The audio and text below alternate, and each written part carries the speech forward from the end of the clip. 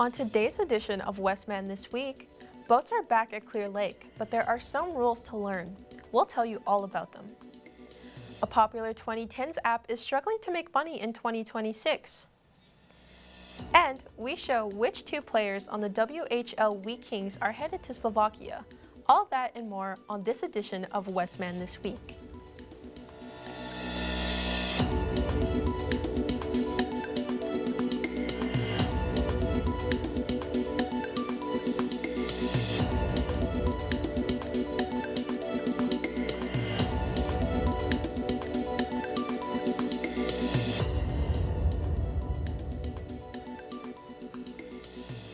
Hello, and welcome to Westman This Week for April 17th.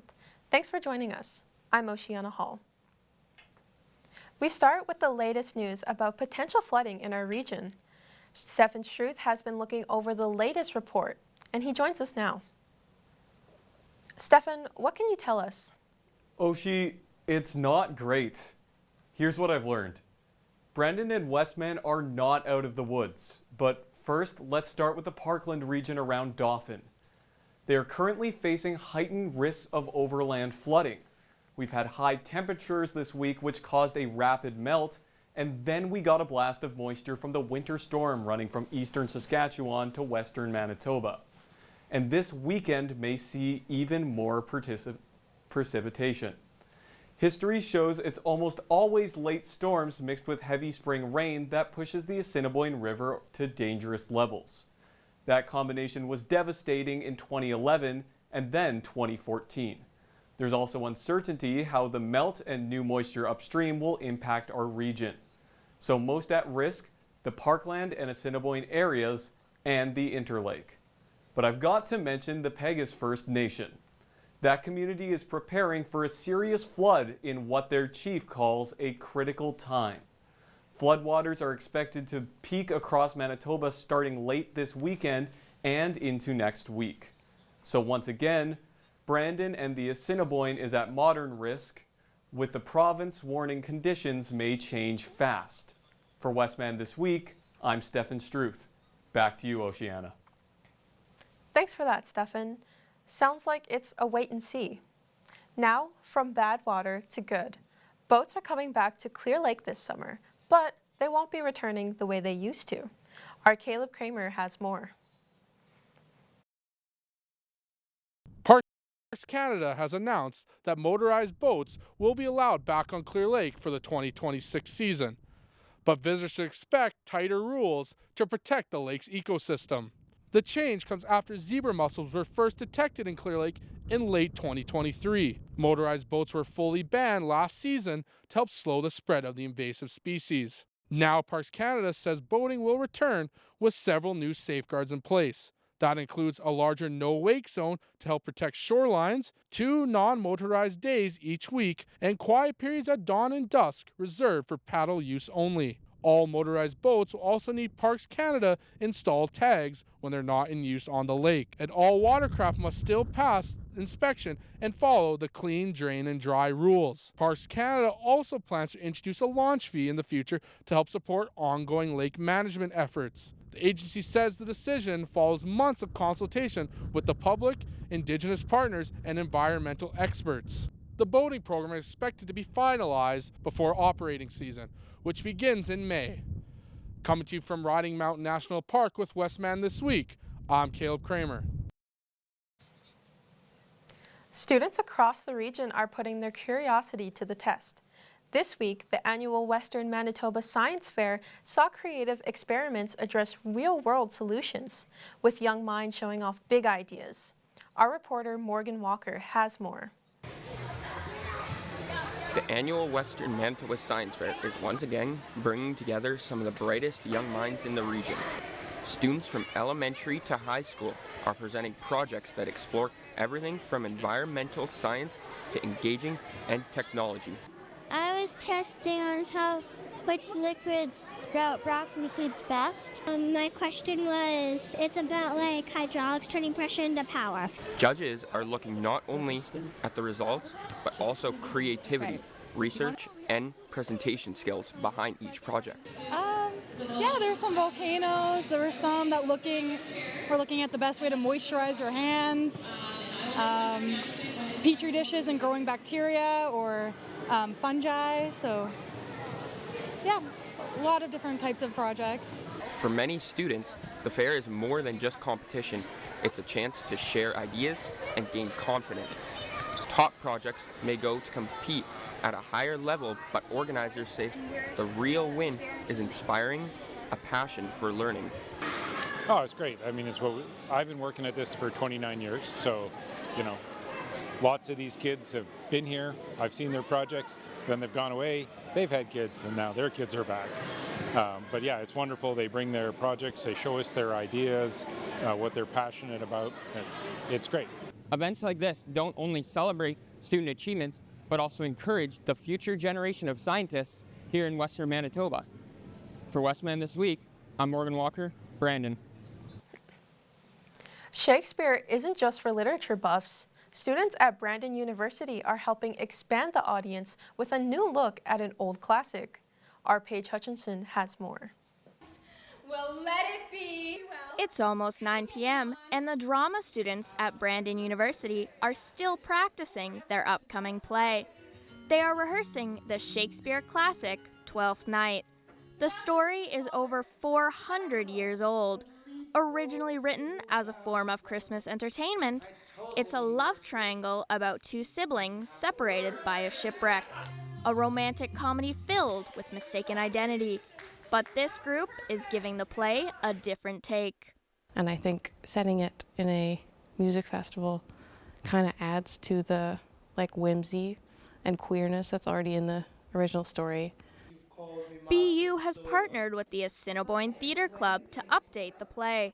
It's not so sweet as it was before. Shakespeare didn't ever write about hip-hop, but the cast and crew are setting the story in modern times. Everybody's very excited about it. We're all working very hard to get the best performance we absolutely can. I know we have a big cast, we have a big crew of people, probably the largest that I've seen.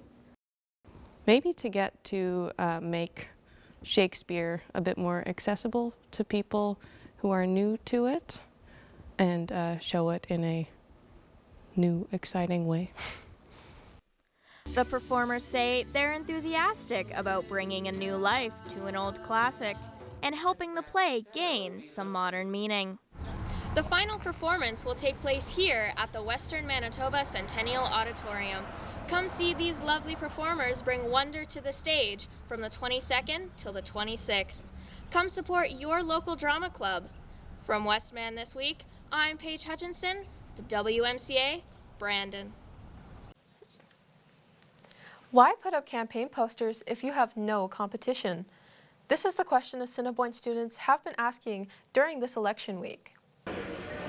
Election posters are still prevalent in Assiniboine College student council elections this year. This is despite most positions have only one candidate. The lack of competition has stopped the candidates from spending time designing and putting up their posters. What are the reasons behind this? We did have to make our campaign to pursue people to vote. For me, I made a variety of different posters because I wanted to show up my skills and also to approach people differently. Assiniboine College students walking into the crossroads on Wednesday were greeted by pie-covered faces. This seemingly silly act is actually a good cause. It is part of a fundraiser event for the Food Rescue grocery store. There's food and snacks, and students or faculty can pay to get their face smushed with a cream pie. There are a couple different variations and price points to make the activity more fun to play. The money raised will help Food Rescue direct more goods towards those in need. The money goes to the Food Rescue grocery store. We work under the umbrella of the John Howard Society, so we're a not-for-profit social enterprise.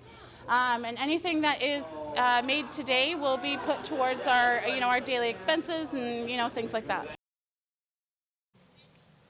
Brandon Hospital is getting a significant upgrade aimed at improving patient care and keeping families in Brandon and the surrounding area closer together during difficult times.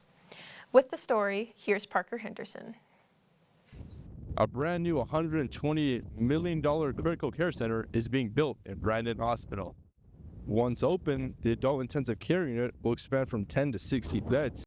In the first phase, 12 beds will be available, with the remaining 4 added later as staffing and system capacity increase. The project also includes a new 30-bed internal medicine unit, with 15 beds already open and the remaining 15 to follow as additional staffing is in place. The expansion aims to reduce patient transfer to Winnipeg by providing advanced 24-hour care and keeping families closer together during rough times. The new facility will start accepting patients sometime of May of this year. For Westman This Week, from the Brandon Hospital, I'm Parker Henderson. A local charity is holding a fundraiser to try and bring attention towards homelessness in our community. Abby Jubenville has more. Homelessness is an increasing problem among Canadians. It is estimated that the number of people who are homeless in Canada is between 150,000 and 300,000.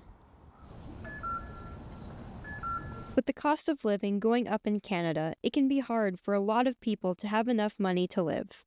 But a local charity in Brandon called the Samaritan House Ministries is hosting an event to try and help with the homelessness issue in Brandon. The event is being hosted at Dinsdale Park. It is called Wheat City Run. The aim of the event is to raise awareness and money for people who are experiencing homelessness in Brandon. 100% of the fundraiser's profits will go towards helping Brandon's homeless population with food security and shelter. The event will happen on October 3rd, but registrations for the event opens on April 15th. For Westman This Week, I'm Abby Jubenville from Brandon, Manitoba. The Brandon Municipal Cemetery is getting ready for another spring cleanup, but some families worry their loved ones' graves could be harmed. Ben Kennedy has the story. It's spring cleaning season at Brandon Cemetery, but families have raised concerns. Some have said sentimental items are sometimes being thrown away during the cleanup. The City of Brandon says it's reviewing the cemetery bylaw. Any updates are expected to go before council later this spring. Until then, families are being reminded that all decorative items must follow the official guidelines.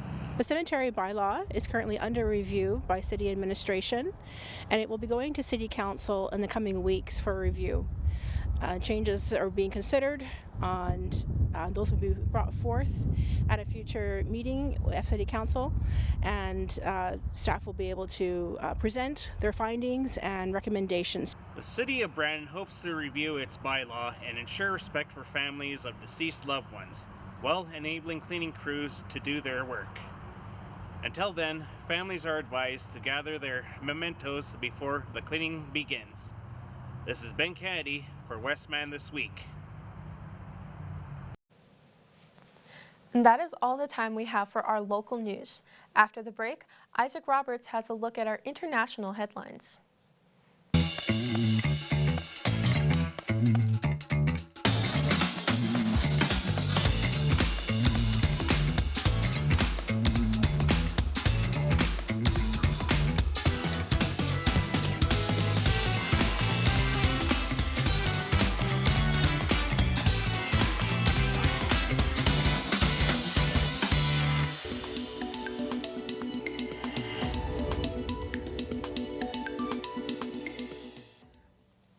It's time now to take a quick look at some international headlines. I'm Isaac Roberts.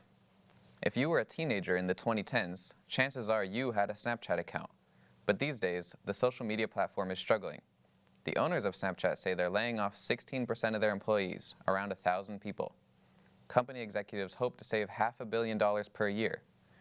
It's part of their plan to get back on the road of profitability. Russia is trying a new tactic to attract recruits for its fight in Ukraine. The Russian army is luring college students who are failing their classes by promoting the service in the drone forces. Recruiting videos are all over university websites and social media pages. University officials are helping the effort, telling students that army services will erase their missing school credits. In some cases, students who are struggling academically are being expelled. They're then being told that the only way to re-enroll is to sign a contract with the Army. It's not clear yet how many students have been recruited so far. Russian casualties in Ukraine are believed to have exceeded 1.2 million. Iran is carrying its fight with America into cyberspace, flooding social media with viral AI-generated memes that mock U.S. President Donald Trump. It's being called slopaganda. The name comes from the phrase AI slop, a description of junk AI-created content. The Iranian material is meant to reach Americans who despise the Trump administration. One video shows Trump and his vice president as the pirates of Hormuz. That's the critical waterway the U.S. Navy is attempting to blockade. Some posts are racking up millions of views. The government in Spain say it is granting legal status over 500,000 migrants. The move is directed at migrants who have already been living in the country for some time. It is a reversal of recent trends that have seen Western governments crack down on migrants. Arrests and deportations are becoming very common for those without legal residence permits. The president of Brazil is 80 years old. With elections coming up in October, he's out to prove that he's not like other elderly leaders around the world. He's showing off his fitness by live streaming his exercise routine. The workout includes a treadmill, as well as squats, calf raises, and lunges. The president told people on the live stream that they should do as he does if, quote, they want to live to be 120. That's all for international headlines. Up next is Sage Ducharme to help you plan your weekend. Hope you'll stay with us.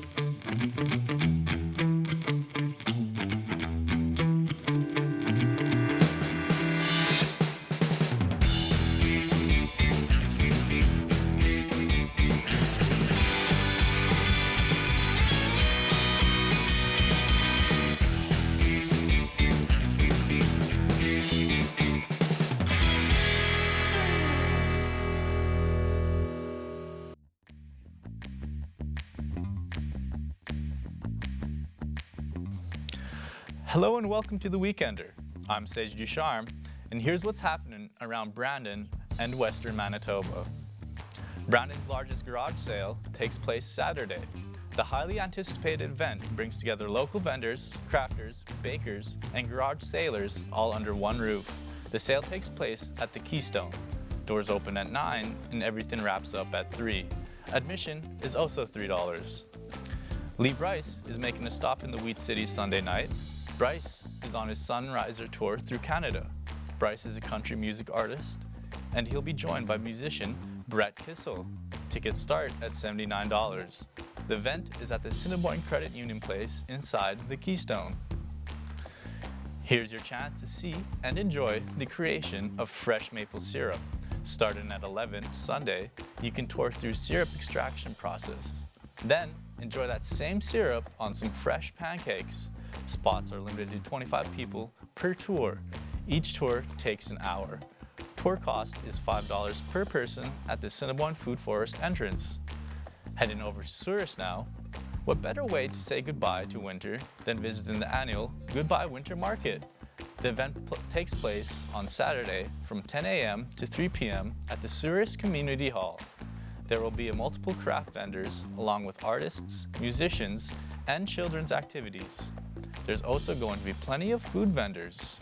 Admission is $5, and there will be a 50-50 draw as well. Staying in Souris on Monday, the Legion is hosting a content featuring timed puzzles with prizes. You can win Souris bucks, money that you can redeem at any Souris business. Proceeds go towards supporting the Souris High School grad of 2026. Spots are limited. Everything begins at 6:30 p.m. Teams of 2 to 4 people are welcome. Entry fee is $50. The Assiniboine College North Campus is hosting a friendly Scrabble tournament on Saturday. Games take place from 1 to 4 in room 415. The event is free, but donations are welcomed. All money raised goes towards American Sign Language training. Silver Screamers is at the Evidence Theater. It's a heartwarming and spine-tingling documentary that follows a group of spirited senior citizens as they embark on an adventure that takes them far outside their comfort zones. And at the Landmark Cinemas, they're turning back the clock, showing the 2014 film, The Edge of Tomorrow. It stars Tom Cruise and Emily Blunt. Premiering tonight is Busboys. The movie stars David Spade and Theo Vaughn. They play a pair of idiot friends who, if they become waiters, all of their problems will be solved. Well, that isn't completely wrong, but they aren't entirely right. Yes, folks, it's a must-see. Also showing, horror movie, Lee Cronin's The Mummy. A young daughter of a journalist disappears into the desert without a trace. 8 years later, the broken family is shocked when she returns to them. But what should be a joyful reunion turns into a living nightmare. That's what's going on Westman this weekend. Let's take a quick look at the weather. Today, we had a cloudy -2.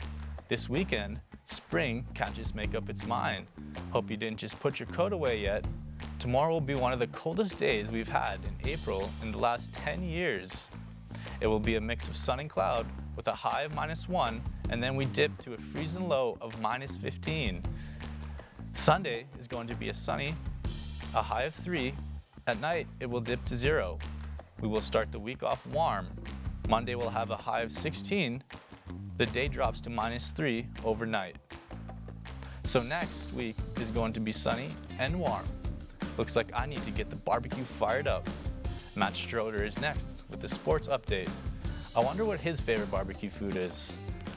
I'm Sage Ducharme, and that was The Weekender. Thanks for joining me.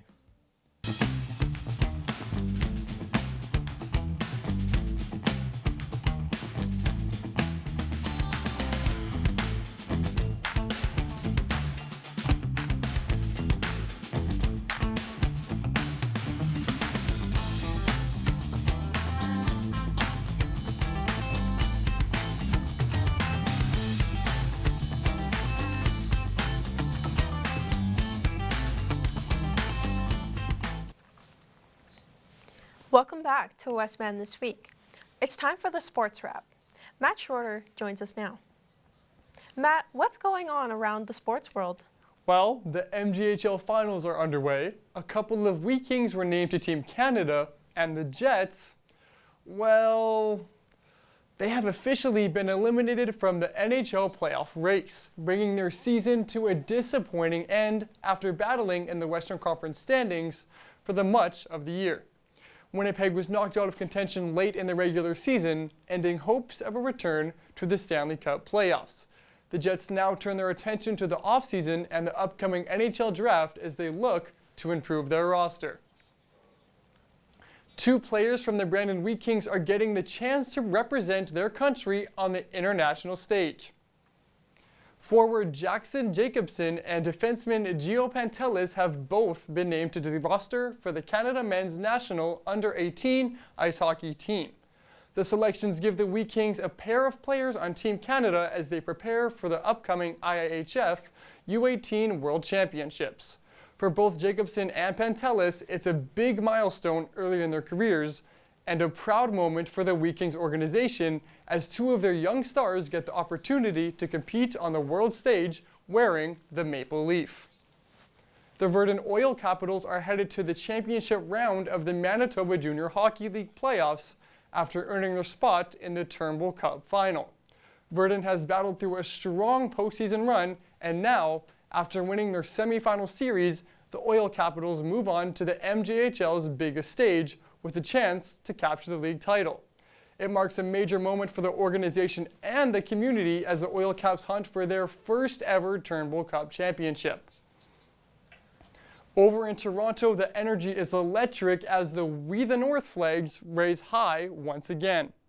After a 4-year hiatus, the Raptors have officially fought their way back into the postseason, clinching the number 5 seed in the Eastern Conference. The drought is finally over and all of Canada, minus myself, is ready to back the Raptors all the way through the playoffs. The Raps playoffs start tomorrow at noon as the team travels to Cleveland to face the Cavaliers in a high-stakes Game 1 at Rocket Mortgage Fieldhouse. It's a familiar postseason rivalry renewed, and for a young Raptors squad, it's the ultimate chance to prove they belong. The last time the Raptors tasted playoff basketball was in 2022, a hard-fought first-round series where they ultimately fell to the Philadelphia 76ers in 6 games. And now, 4 years later, a new chapter begins. Toronto isn't just happy to be back, they're looking to make some noise. International rugby is coming back to Winnipeg for the first time in more than 3 decades. The Canada Men's National Rugby Union team will play a game at Princess Auto Stadium on July 18th as a part of the World Rugby Nations Cup. Canada will face Zimbabwe in the evening game, while Tonga and Portugal will play earlier in the day. It's a big moment for the city because the last time an international rugby match was played in Winnipeg was way back in 1993 when Canada beat the United States. The event is expected to bring fans from across the country and help grow the sport locally, while also giving Manitoba supporters a chance to watch Canada's national team live for the first time in 33 years. And that's what's happening in sports in and around Westman. Thanks for the update, Matt. With the warm weather next week, I might have to start a barbecue. I cannot wait to cook my favorite hot dogs. Say, Oshi, what is your favorite barbecue food? I honestly really agree. I really do like hot dogs too. Thanks, Matt. I'll see you later. And before we go, here's one more story for you. The weather is warming up, and a Detroit suburb is bringing the community closer by bribing local dogs with treats. Peter Maxwell has the details in Take a Look at This. There's about 20, 30 dogs always walk past our house, so we're like, hey, what can we do to help? A simple wooden box at the corner in a quiet Warren neighborhood has become the talk of the block. I honestly think it's genius. You know, you see the book libraries everywhere. I've never seen anything other than the books be done. Lynn Lundgren was out Tuesday afternoon walking her dog and made a beeline for the canine treat shop. We just discovered it last night, and my dog loved it. Trisha Rowe and her daughters built by hand what they call the Corner Dog and Treat House, and these dog lovers who have 5 dogs of their own wanted to make walks for other dogs and their owners a little brighter. We had a couple people that have walked by and taken treats and everything. I kind of explained what it was, and they were super excited about it. Inside the little dog toy and treat shop, owners will find an assortment of pooch-safe snacks, tennis balls, toys, and other unique items, some of which Trisha and her daughters made with their 3D printer. We 3D printed some poop bag holders, so you can actually put your poop bags in there if you want to, or while you're walking, you can actually tie it until you get home to then throw it away. There's also a doggy stick pile, and everything inside is all for free for anyone out with their furry friends, and other local dog lovers have reached out to pitch in. A few people that own treat businesses that reached out and want to do samples and just put them in to donate to the dogs, and that way you can actually support local businesses in the long run, but they're also helping donate. And Trisha's 9-year-old twin daughters, Avery and Kinsley, say they're excited to meet all the neighborhood dogs. Stop by and take some treats. And that brings us to the end of this edition of Westman This Week. We have just one more week of news before summer break. It's been really great to have you here with us. From all of us here at Westman This Week, I'm Oceana Hall. Have a great weekend.